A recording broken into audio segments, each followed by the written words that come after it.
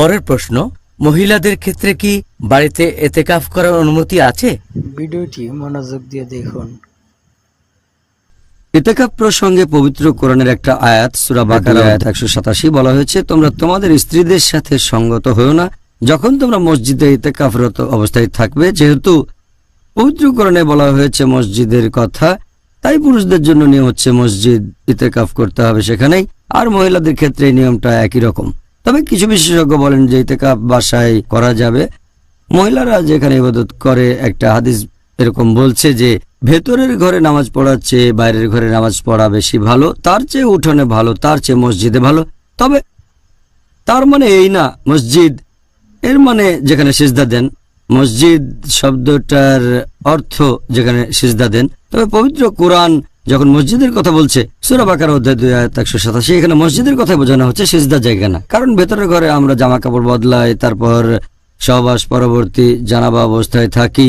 তাই মহিলাদের ইতিকাফের ব্যাপারে বিশেষজ্ঞগণ বলেন যে তারা ইতিকাফ করতে চাইলে মসজিদে করবে। এই কথাটা অনেক হাদিসেও আছে, যেমন একটা সহিহ হাদিস সহিহ বুখারী খণ্ড নাম্বার 3 বুক অফ ইতিকাফ হাদিস নাম্বার 2026, হযরত আয়েশা রাদিয়াল্লাহু আনহা বলেছেন, নবী রমজান মাসের শেষ 10 দিন ইতিকাফ করতেন। তিনি মারা গেলে তার স্ত্রীগণ এই প্র্যাকটিস চালিয়ে যান। নবীর স্ত্রীগণ ইতিকাফ করেছেন মসজিদে, এমন কোনো এভিডেন্স নেই যে তারা বাড়িতে ইতিকাফ করেছেন। এই প্রশ্নটা কলেজ অফ সোশ্যাল ওয়ার্কের স্টুডেন্টদের পক্ষ থেকে। আজকের আলোচনার বিষয় হলো ইসলামে নারীর অধিকার। তবে আমার মনে হয়েছে যে এই অনুষ্ঠানটা আসলে এখানকার পুরুষ শ্রোতাদের জন্যই হচ্ছে। যদি এই বিষয়টা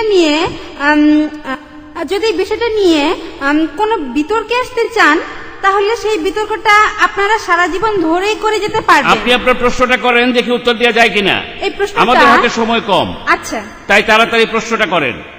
আচ্ছা, আমার এই প্রশ্নটা ইসলামিক রিসার্চ ফাউন্ডেশনের কাছে। আপনাদের অনুষ্ঠানের বিষয়টা হলো ইসলাম ধর্মে নারীর অধিকার।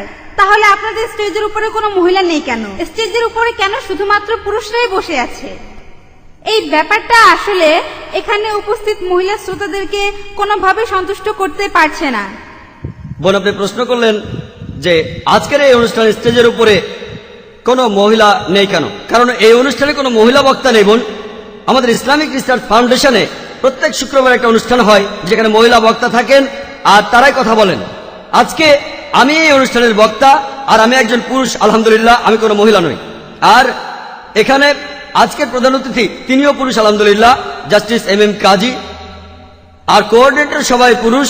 আমাদের অনেক অনুষ্ঠান আছে যেখানে মহিলা বক্তারা বিভিন্ন লেকচার দেন আর সেখানে প্রধান অতিথিও মহিলা।